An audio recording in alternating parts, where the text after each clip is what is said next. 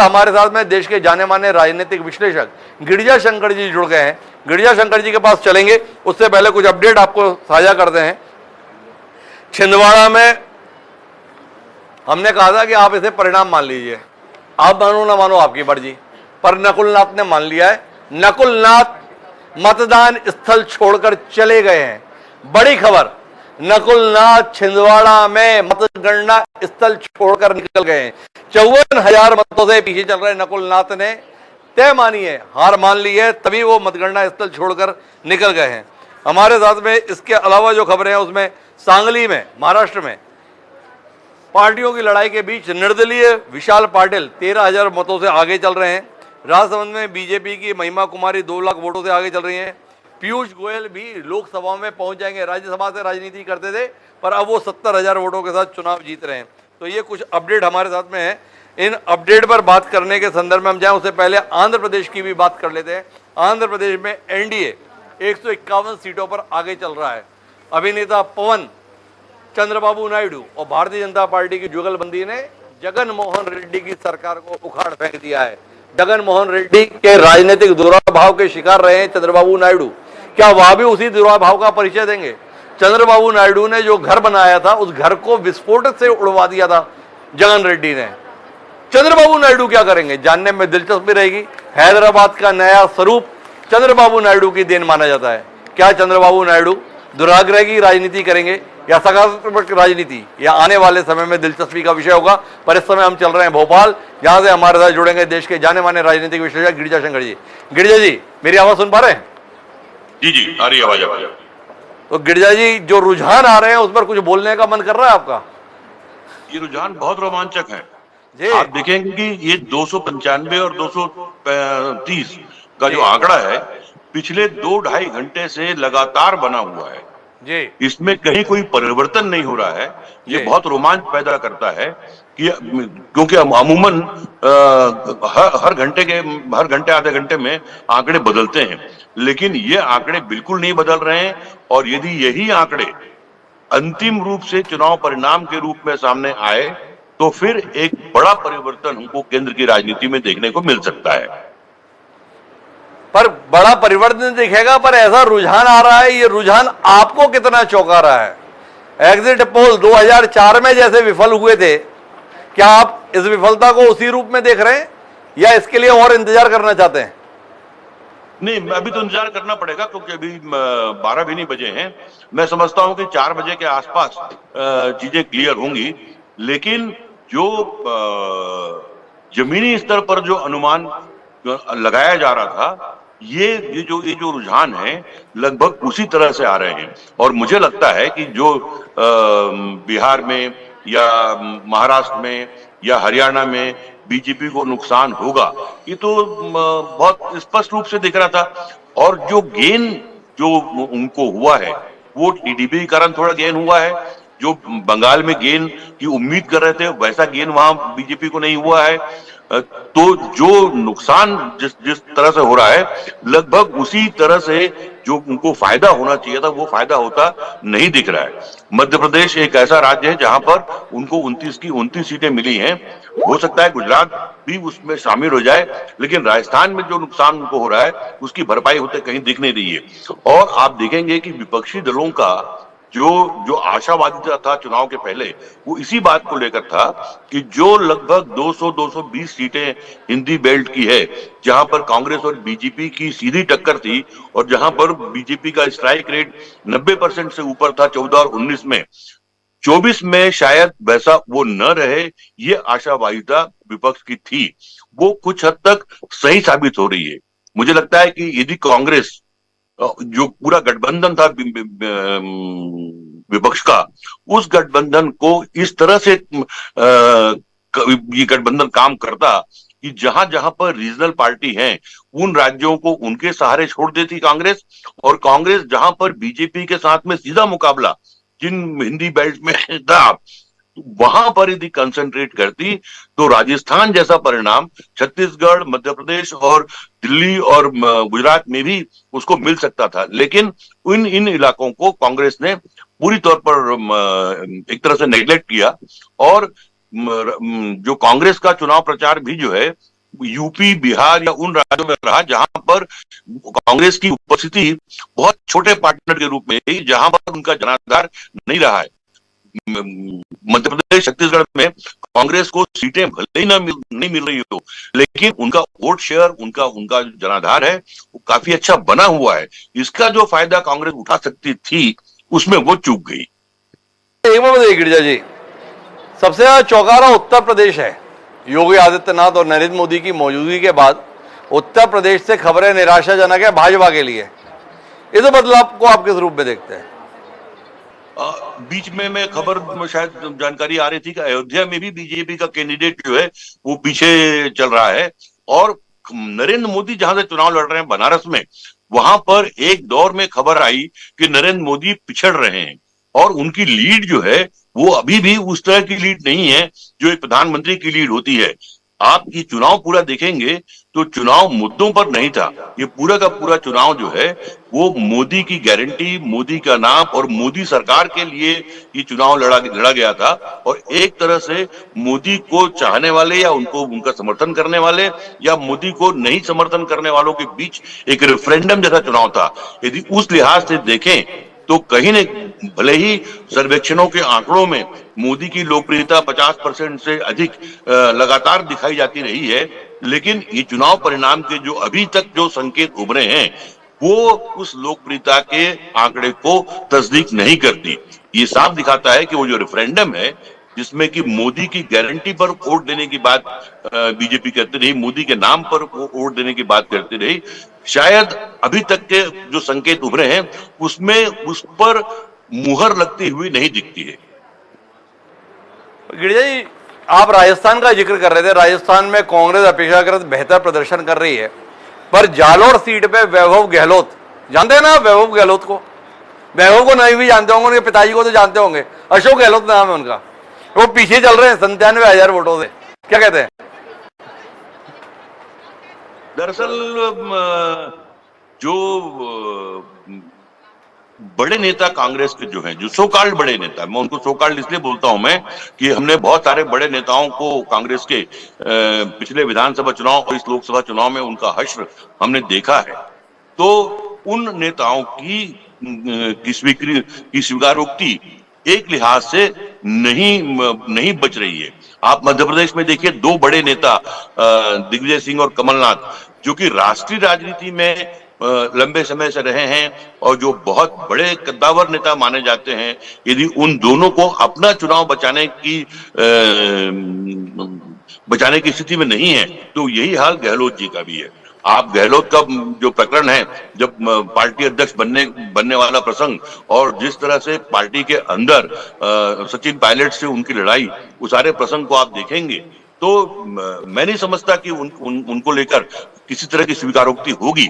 और यही कांग्रेस को इस जक्सचर में, जब वो बहुत अच्छा प्रदर्शन कर रही है, भले ही वो सरकार न बना पाए, लेकिन यदि 100 सीट से ऊपर मिलने के संकेत जो भी मिल रहे हैं, वो इस बात पर अब उनको विचार करना चाहिए कि अब पीढ़ी परिवर्तन के लिए कांग्रेस को बहुत कड़े निर्णय लेने की जरूरत है आने वाले समय के लिहाज से। अच्छा, एक बात बताइए, कुछ चीजें बड़ी चौंकाने वाली हैं। कुछ जगहों पर एग्जिट पोल एकदम सटीक है, कुछ जगहों पर एग्जिट पोल बिल्कुल ही उल्टा आ रहा है। सटीक कहां पर है? सटीक है उड़ीसा के संदर्भ में, सटीक है आंध्र प्रदेश के संदर्भ में। जगन रेड्डी की सत्ता उखड़ गई है गिरिजा जी, नवीन पटनायक की विदाई तय हो गई है। क्या कहते हैं आप? अभी मैं दरअसल एग्जिट पोल के आउटकम को लेकर और अभी जो संकेत आए हैं उसको लेकर मैं नहीं कहूंगा, क्योंकि इसके लिए हमको 3-4 बजे तक इंतजार करना चाहिए। 2015 का बिहार का चुनाव आपको याद होगा, ऐसे बहुत सारे चुनाव हैं जब दोपहर तक तो जश्न मन गया था और दोपहर के बाद पूरी बाजी उलट गई। तो एक बार इन संकेतों को थोड़े से परिणामों की तरफ आगे बढ़ने दीजिए, उसके बाद फिर हम एग्जिट पोल पर के जो आउटकम है उस पर बात कर सकते हैं। नहीं, लेकिन जगन रेड्डी और नवीन पटनायक के खिलाफ जनादेश आ रहा है, ये रुझान बहुत सामने है। बड़े मजबूती से काम करने वाले दोनों नेता रहे हैं, लोक कल्याणकारी योजनाओं की झड़ी लगाए हुए थे, इसके बावजूद भी ये परिणाम। देखिए, जो बार बार जो लगातार सत्ता में रहते हैं, नवीन पटनायक की बात कर रहा हूं उड़ीसा की, तो वहां पर कई बार जो आप एंटी इनकम्बेंसी को झेल जाते हैं, लेकिन उसके बाद जो ऊब पैदा होती है, उस ऊब से बचना बहुत बार मुश्किल होता है। और नवीन पटनायक को एक ऐसे राजनेता रहे हैं जो कभी मीडिया में नहीं आए, कभी दिल्ली नहीं आए, कभी मेन स्ट्रीम पॉलिटिक्स में कभी वो उनका दखल नहीं रहा, और वो केवल उड़ीसा में सीमित रहते हुए लगातार अपनी सरकार बनाते रहे। लेकिन इस दौर में जब से उन्होंने अपना एक उत्तराधिकारी की बात चली है, उनके स्वास्थ्य की बात चली है, तब से ये कयास लगाए जा रहे थे कि शायद है कि बीजू पटनायक, सॉरी नवीन पटनायक अपना परफॉर्मेंस उस तरह मेंटेन न कर पाए। दिक्कत वहां उड़ीसा में ये थी कि कोई और वायबल ऑल्टरनेटिव वहां पर नहीं बन पा रहा था। बीजेपी कभी साथ में होती थी, कभी विरोध में होती थी। इस बार बहुत क्लियर, इस बार भी आपने देखा होगा कि बीजेपी ने कोशिश की थी कि बीजू पटनायक के साथ में टाई अप हो जाए, वो आखिरी वक्त पर नहीं हुआ। वो नहीं होने के कारण वहां फायदा जो बीजेपी को हो रहा है, और बीजू पटनायक की जो स्थिति कमजोर जो संकेतों में उभर रही है, वो उसके संकेत पहले से मिलने लग गए थे। एग्जिट पोल में ने उसको पकड़ा, और वहां पर एग्जिट पोल हमको सही होते दिख रहा है, लेकिन बाकी जगहों पर एग्जिट पोल अभी फेल हो गया है। ये घोषणा करना थोड़ा मुश्किल है। 4-5 बजे के बाद थोड़ा मुश्किल है, लेकिन मेरे पास कुछ अपडेट आए हैं। मैं सिलसिला जारी रखूंगा गिरिजा शंकर जी के साथ बातचीत का, पर कुछ चौंकाने वाले रुझान हमारे साथ में हैं। पश्चिम बंगाल में ऐसा माना जा रहा था कि भारतीय जनता पार्टी पिछली बार के मुकाबले भी बेहतर प्रदर्शन करेगी और ममता बनर्जी के लिए बड़ी मुश्किल पैदा करेगी। एग्जिट पोल ने भी ये कहानी दी, पर रुझान इसके उलट आ रहे हैं, बिल्कुल वैसे ही उलट आ रहे हैं जैसे विधानसभा चुनाव में उलट थे। ममता बनर्जी की पार्टी तृणमूल कांग्रेस पिछली बार से भी बेहतर प्रदर्शन कर रही है। पिछली बार से आशय है कि 2019 के चुनाव में पश्चिम बंगाल में जो सीटें थी उनमें 18 भारतीय जनता पार्टी थी, 22 सीटें तृणमूल कांग्रेस के हिस्से में आई थी और 2 सीटें कांग्रेस के हिस्से में आई थी। लेफ्ट का खाता भी नहीं खुला था। रुझान अभी बता रहे हैं कि भाजपा को उत्तर प्रदेश के बाद सबसे बड़ा नुकसान पश्चिम बंगाल में होने जा रहा है। उस पश्चिम बंगाल में जहां पर कैलाश विजयवर्गीय ने मजबूत जमीन तैयार करने का करिश्मा कर दिखाया था। कैलाश विजयवर्गीय मध्य प्रदेश से ताल्लुक रखते हैं। 2 ऐसे राज्य जहां पर भाजपा का कोई नाम लेवा नहीं होता था, वहां पर उन्होंने सरकार के नजदीक लाने या सरकार बनवाने का करिश्मा किया था। एक हरियाणा और दूसरा पश्चिम बंगाल। कैलाश जी को वापस पार्टी ने भेज दिया मध्य प्रदेश, और वहां की जनता ने भाजपा के साथ में भी लगता है वही सलूक करने का मन बना लिया। हरियाणा में भी भाजपा निपट रही है और पश्चिम बंगाल में भी भाजपा निपट रही है। पश्चिम बंगाल की हालत यह है कि इस समय 28 सीटों पर तृणमूल कांग्रेस आगे है, बीजेपी 10 सीटों पर आगे है, कांग्रेस 1 पर आगे है और 1 सीट पर अभी वाम मोर्चा भी आगे है। बड़ी खबर यह है कि जो अधीर रंजन चौधरी अभी तक आगे चल रहे थे वो इस समय पर पीछे हो गए हैं। इसलिए कांग्रेस जो 2 सीटों पर आगे थी अब 1 सीट पर ही आगे रह गई है। ये पश्चिम बंगाल की कहानी है। बिहार में लेकिन भारतीय जनता पार्टी और नीतीश कुमार मिलकर अच्छा प्रदर्शन कर रहे हैं। वहां से खबर ये आती थी कि बीजेपी तो ठीक करेगी पर नीतीश कुमार की हालत ठीक नहीं रहेगी। पर रुझान ये बता रहे हैं बीजेपी इस समय 11 सीटों पर आगे है और उससे बेहतर जेडीयू की स्थिति है जो 14 सीटों पर आगे है।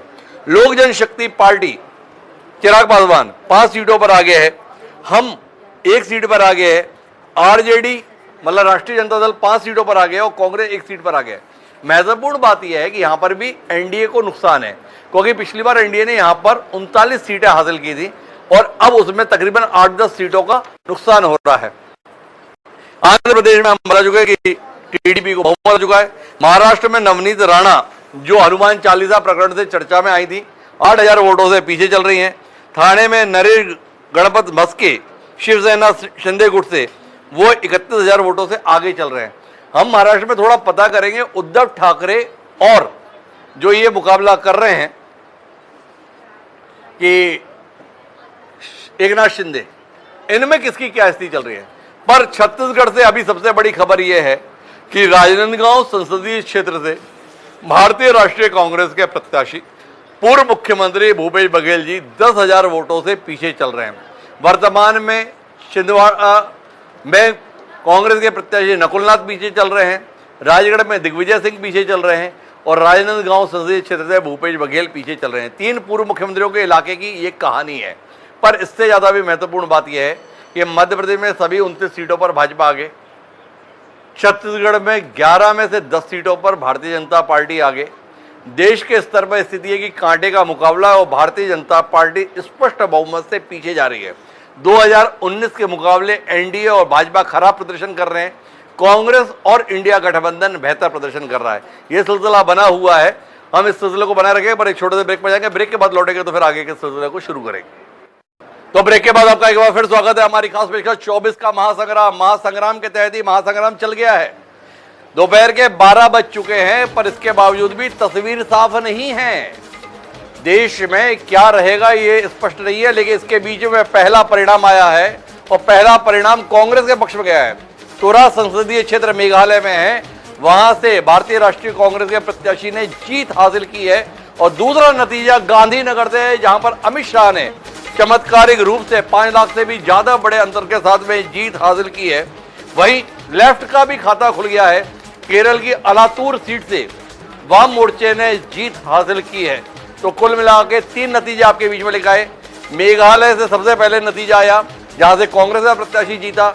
भारतीय जनता पार्टी की ओर से शुरुआत अमित शाह ने की, जो गांधीनगर से चुनाव जीतने में सफल रहे। और तीसरा केरल की अलातूर सीट से।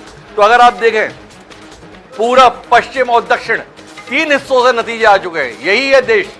एक तरफ पूर्वी इलाका, उत्तर पूर्वी इलाका मेघालय से हमारे पास नतीजा आया, दूसरा हमारा पश्चिम के तरफ गुजरात से नतीजा आया, तीसरी तरफ हमारा दक्षिण से तो केरल से नतीजा आया।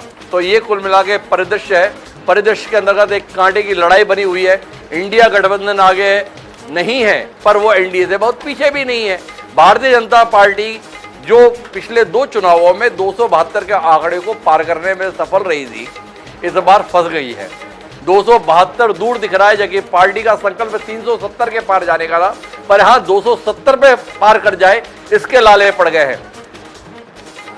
प्रदेश के संदर्भ में बात करें तो हरियाणा में भारतीय जनता पार्टी को पसीने आए हुए हैं। 2 सीटें भारतीय जनता पार्टी हरियाणा में पक्के तौर पर जीत रही है। एक करनाल, जहां से मनोहर लाल खट्टर प्रत्याशी हैं, चुनाव जीत रहे, क्योंकि तकरीबन 80,000 से ज्यादा मतों की लीड उनकी हो गई। दूसरी सीट फरीदाबाद, जहां से कृष्णपाल गुर्जर हैं, वह भी चुनाव जीतने जा रहे हैं, क्योंकि उनकी जीत का संदर्भ में भी फासला भी 54,000 को पार कर गया है। 2 सीटें कुरुक्षेत्र में नवीन जिंदल 500 वोटों से अभी आगे चल रहे हैं, यह वागी खबर है। राव इंद्रजीत तसल्ली से हार रहे हैं, रणजीत चौटाला पीछे चल रहे हैं। तयशुदा जो कांग्रेस जीत रही है वो सिरसा और रोहतक है। ये कुल मिला के हरियाणा की स्थिति। मध्य प्रदेश के संदर्भ में 29 की 29 सीटों पर भारतीय जनता पार्टी आगे चल रही है। छत्तीसगढ़ की बात करें तो 10 सीटों पर इस समय पर भारतीय जनता पार्टी आगे चल रही है और कांग्रेस 1 सीट पर आगे चल रही है। इन हालात के बीच में हमारे साथ बातचीत करने के लिए मौजूद हैं जाने माने राजनीतिक विश्लेषक गिरिजा शंकर, मौजूद है वरिष्ठ पत्रकार रवि भोई जी। चर्चा के सिलसिले को आगे बढ़ाते हैं। गिरिजा शंकर जी मेरे साथ बने हुए हैं। गिरिजा जी, कुल मिलाकर 2 किस्म का रुझान है। बिहार में, मध्य प्रदेश में, छत्तीसगढ़ में, उड़ीसा में, इन सब जगह भाजपा अच्छा प्रदर्शन कर रही है। पर जो गढ़ था उत्तर प्रदेश, वहां निपटते से दिख रहे हैं। ये उत्तर प्रदेश, जहां पे स्वयं कुछ देर पहले अयोध्या फैजाबाद में लल्लू सिंह 600 वोटों से ही आ गए थे, बीच में कुछ पीछे भी हो गए थे। तो उत्तर प्रदेश में क्या हो गया? मुझे लगता है कि उत्तर प्रदेश और वेस्ट बंगाल में बीजेपी ने समाजवादी पार्टी को और टीएमसी को कहीं अंडर एस्टिमेट किया है। आप देखेंगे कि समाजवादी पार्टी जो है वो केवल चुनाव के समय 2-3 महीने एक्टिव नहीं रही है, पूरे 5 साल लगातार वो एक्टिव रही है और लगातार वो काम करती रही है। हालांकि चुनाव के दौरान बहुत सारे कंफ्यूजन हुए, बहुत सारे दबाव हुए, कई जगह के प्रत्याशी उनको बदलना पड़ा, लेकिन उसके बावजूद वो जो जमीनी स्तर पर जो काम था समाजवादी पार्टी का या अखिलेश यादव का, उसको मैं समझता हूं कि चाहे वो एग्जिट पोल वाले हों या चाहे बीजेपी के लोग हों, उसको सही तरीके से उसका आकलन नहीं कर सके। ठीक वैसा ही जैसा ममता बनर्जी जिस आक्रामकता के साथ चुनाव लड़ती है, जिस कॉन्फिडेंस के साथ चुनाव लड़ती है, वो हमने विधानसभा चुनाव में देखा है, विधानसभा चुनाव परिणाम देखा है कि वो तब भी ये तमाम अनुमान गलत हुए थे। और अभी लोकसभा के चुनाव में भी मुझे लगता है कि ममता बनर्जी को भी का आकलन करने में भी कहीं बीजेपी से या जो एग्जिट पोल है उसमें कहीं चूक हुई है। ये दो ऐसे नेता हैं जिन्होंने लगातार 5 साल बीजेपी की तरह एक चुनाव के बाद अगले चुनाव की तैयारी जिस तरह करते हैं ये दोनों पार्टियां करती रही हैं और उसका फायदा उनको चुनाव में मिलता हुआ दिख रहा है। वो दिख रहा है, लेकिन इस समय पर रवि भोई जी मेरे साथ में। रवि भोई जी, आपका क्या कहना है? जो हालात बने हुए हैं ये भाजपा के लिए आरामदायक है या भाजपा को परेशान करने वाले हैं? निश्चित तौर से भाजपा को परेशान करने वाली स्थिति है। और जो भाजपा 400 पार का नारा दिया था और 370 सीट भाजपा अकेले अपने दम पर जीतने वाली थी, वो 272 नहीं क्रॉस कर पाई, तो परेशानी की बात है। और कहीं न कहीं ये लगा कि कहीं चूक हो गई उससे, और जो बात कर रही थी, जो एग्जिट पोल में जो बातें उत्साहित होकर कर रहे थे, वो निश्चित तौर से ये उनकी रणनीति फेलवर है। और जो पार्टी में दूसरे दलों के लोग आए, खासतौर से हरियाणा में जिस तरह से एक दिन आए और कुछ घंटों बाद ही टिकट दे दिया गया, उसका निगेटिव असर देखने को मिल रहा है देश भर में। तो बहरहाल जो भी रुझान मिल रहे हैं उस रुझान में महत्वपूर्ण बात यह है कि गुना संसदीय क्षेत्र से ज्योतिरादित्य सिंधिया 2.5 लाख वोटों से आगे हो चुके हैं। मध्य प्रदेश में भाजपा के प्रति रुझान वैसा ही दिख रहा है जैसा विधानसभा चुनाव में दिख रहा था। इंदौर में शंकर लालवानी तकरीबन 6.5 लाख वोटों से आगे चल रहे हैं। बाकी सीटों पर भी भारतीय जनता पार्टी के प्रत्याशी जो कड़े मुकाबले बताए जाते थे, शहडोल हिमाद्री थोड़ी दिक्कत में है, वो हिमाद्री सिंह 1 लाख वोटों से आगे। तो देश के मिजाज में और मध्य प्रदेश छत्तीसगढ़ के मिजाज में अंतर दिख रहा है। छत्तीसगढ़ में 11 में से 10 सीटों पर भाजपा आगे, मध्य प्रदेश की 29 से 29 सीटों पर आगे। तो गिरिजा जी, आपसे जानना ये चाहता हूं कि ये इतना बड़ा अंतर क्यों है? चुनाव तो सब जगह मोदी जी की गारंटी पे लड़ा गया, पर परिणाम रुझानों के तौर पर देखें तो कुछ और दिख रहा है। क्या कहते हैं आप? मोदी फैक्टर बहुत काम नहीं किया। ये जो मिजाज में अंतर दिख रहा है, जो वोटरों के ये जो रुझान हमारे सामने आ रहे हैं, उसका बहुत साफ साफ कारण नजर आता है कि जहां पर क्षेत्रीय दलों से बीजेपी का मुकाबला था, चाहे वो बिहार हो, बंगाल हो या उत्तर प्रदेश हो या दूसरे राज्य हो, वहां पर वो क्षेत्रीय दलों के नेताओं ने बहुत गंभीरता से, बहुत तैयारी से, बहुत रणनीति से चुनाव लड़ा और टक्कर देने की स्थिति में वो रहे। इसलिए वहां के रुझान बीजेपी के पक्ष में उस तरह से नहीं दिख रहे हैं जिस तरह से उन्होंने अपेक्षा की थी। जहां पर कांग्रेस और बीजेपी का सीधा मुकाबला था, जिन राज्यों में आप देखेंगे कि गुजरात है, दिल्ली है, मध्य प्रदेश है, छत्तीसगढ़ है, वहां पर बीजेपी को उस तरह का मुकाबले का सामना नहीं करना पड़ा। ऐसा नहीं है कि कांग्रेस के पक्ष में यहाँ पर वातावरण नहीं था। यहाँ जब भी आप चुनाव के दौरान जो खबरें आती थी उसमें ये मालूम पड़ता था कि मध्य प्रदेश में 8-10 सीटें हैं, छत्तीसगढ़ में 4-5-6 सीटें ऐसी हैं जहां पर कड़े मुकाबले की गुंजाइश है। लेकिन वो पूरा का पूरा जो है, पार्टी ने चुनाव लड़ने के बजाय प्रत्याशियों पर सारा दारोमदार छोड़ दिया। आप देखिए कि बीजेपी के तमाम बड़े नेता, प्रधानमंत्री हो, पार्टी अध्यक्ष हो, गृह मंत्री हो, लगभग 29 की 29 लोकसभा सीटों पर उन्होंने आम सभाएं की, रैली की। जबकि कांग्रेस के बड़े नेता जो है वो इक्का दुक्का सभाएं ही वो मध्य प्रदेश में कर पाए। दो बड़े नेता कमलनाथ और दिग्विजय सिंह जो पूरे प्रदेश में घूमकर विधानसभा चुनाव में एक सीट पर जाकर पार्टी के लिए काम करते थे, इस चुनाव में वो अपने ही लोकसभा क्षेत्र से बाहर नहीं निकल पाए। तो जाहिर है कि यहाँ पर बीजेपी को उस तरह का कड़ा मुकाबला देने वाली पार्टी जैसे ममता बनर्जी रही या अखिलेश रहे या दूसरे और रहे, उस तरह से नहीं रहा मामला। इसलिए यहाँ का जो रुझान है वो अलग किस्म से है। लेकिन जहां पर बीजेपी को टक्कर देने की स्थिति थी, वहां पर बीजेपी के पक्ष में वो रुझान देखने को नहीं मिल रहा है, जिसमें हरियाणा भी शामिल है। लेकिन मैं एक संक्षिप्त बातचीत आपसे महाराष्ट्र से करना चाहता हूँ। महाराष्ट्र में भारतीय जनता पार्टी ने अपने सबसे पुराने सहयोगी का घर तोड़ दिया, अर्थात शिवसेना का। 2 फाड़ हो गए। महाराष्ट्र के संदर्भ में पिछली बार साथ मिलकर लड़े थे चुनाव, एक तरफा जीत हासिल की थी। एनसीपी के हिस्से में कुल 4 सीटें आई थी। अभी का रुझान यह है महायुति 19 सीटों पर और महाविकास आघाड़ी 28 सीटों पर आगे है। थोड़ा सीटों का संदर्भ में रुझान बताता हूं। भाजपा 13 सीटों पर आगे है, जो पिछली बार 23 सीटें जीती हुई थी। शिवसेना शिंदे गुट 5 सीटों पर आगे चल रहा है। राष्ट्रवादी कांग्रेस पार्टी अजीत पवार केवल 1 सीट पर आगे है। इसके मुकाबले शिवसेना उद्धव गुट 11 सीटों पर आगे है। कांग्रेस 8 सीटों पर आगे है और शरद पवार की एनसीपी 7 सीटों पर आगे है। महाराष्ट्र के संदर्भ में कोई टिप्पणी करेंगे गिरिजा जी?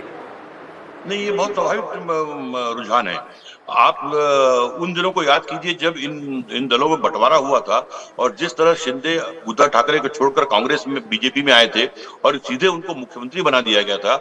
उसके बाद अजीत पवार को तोड़ के एक बार तो मुख्यमंत्री का शपथ भी हो गई थी, बाद में ले आए थे। तकनीकी रूप से ये दोनों ही पार्टियां असली एनसीपी या असली शिवसेना भले मान ली गई हों, लेकिन लोगों ने कभी उनको असली स्वीकार नहीं किया। आप बताइए कि महाराष्ट्र के लोग जो हैं, उनके लिए एनसीपी का मतलब शरद पवार है, उनके लिए शिवसेना का मतलब उद्धव ठाकरे है। जो एमएलए और एमपी की संख्या भले ही छोड़ के चली गई हो इन पार्टियों को, लेकिन जो कैडर है या जो उनका मतदाता है, उनका जनाधार है, वो आज भी इनके साथ है। ये इस रुझान से बहुत साफ दिखता है। और ये भी दिखता है कि बीजेपी की इस उपक्रम को, जिसमें कि दोनों पार्टियों को तोड़ने की बात सामने आई थी, उसको लोगों ने पसंद नहीं किया है। आप ये भी देखिए बड़े संदर्भ में, 2-3 मिनट लूंगा मैं आपका, मैं कि जो ये परिणाम के संकेत हमारे सामने आ रहे हैं, इससे बीजेपी वाकिफ नहीं थी, मैं ऐसा नहीं मानता। भले ही वो 400 सीटों की बात करती हो, 270 सीटों की, 370 सीटों की बात करती रही हो, लेकिन उसको ये मालूम था कि 10 साल के सरकार में रहने और एक ही व्यक्ति के प्रधानमंत्री रहने के बाद वो एक तरह से जो ऊब का जो खतरा है वो उसके सामने था। और इसीलिए आप देखेंगे कि चुनाव के पहले जितनी सफाई से उन्होंने अपना गठबंधन तैयार किया, नीतीश कुमार को साथ में लिया, टीडीपी को साथ में लिया, ऐसे छोटे छोटे दल जिनको 1 सीट 2 सीट वाली जो पार्टियां थी, उनको भी अपने साथ में लेकर उन्होंने काम किया, क्योंकि उनको मालूम था कि वो 400 सीट का दावा भले ही करें, लेकिन उनके लिए बहुमत हासिल करने के लिए भी इन लोगों का साथ जरूरी है। रामविलास पासवान के पार्टी है, उसको साथ में लिया उन्होंने। बावजूद उसके इन सब से थोड़ा नुकसान कम होता दिखता है। टीडीपी के कारण या नीतीश कुमार के कारण या पासवान के कारण कुछ सीटें गठबंधन की बढ़ रही है, लेकिन बीजेपी को वो फायदा नहीं हो रहा है। बीजेपी ने अपने गठबंधन को उस बड़े नुकसान से बचाने की भरपूर कोशिश की है, लेकिन ये कोशिश कितना आगे बढ़ती है, मुझे लग रहा है कि 3 घंटे लगभग हो गए हैं। ये 295-97 और 227-30 का जो आंकड़ा जो है वो बिल्कुल स्थिर बना हुआ है। ऐसा लग रहा है कि यदि 3 घंटे में जो आगे है वो आगे जा रहा है, जो पीछे है जो पीछे रह रहा है। यदि ये ट्रेंड बना रहा तो मुझे लगता है कि 4-5 बजे तक इंतजार करने के बजाय घंटे भर बाद ही हम इस निष्कर्ष की तरफ आगे बढ़ सकते कि यही आंकड़े अंतिम आंकड़े की तरह अंतिम आंकड़े रहेंगे। तो गिरिजा शंकर जी हमारे साथ थे। गिरिजा जी बहुत बहुत धन्यवाद हमारे साथ जुड़ने